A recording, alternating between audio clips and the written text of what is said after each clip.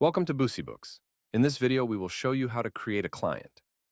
Clients should be created for management purposes, including work management, invoicing, form filing, DSC, and other related tasks. They can be GST registered or unregistered. Selecting state while creating client is mandatory. How to create a new client. To begin, head to Clients under the Client's Management tab. Now click on New Client. Select the client type. Enter the necessary details including business name, individual name, address, name of contact person, etc.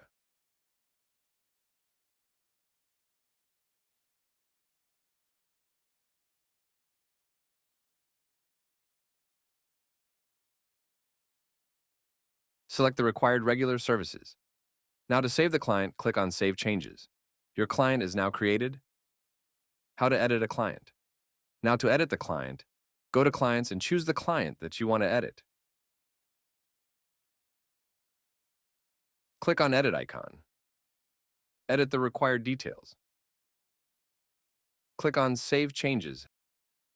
How to delete a client. Now to delete a client, go to Clients and choose the client that you want to delete. Click on Delete icon, and you are done. Thank you for watching.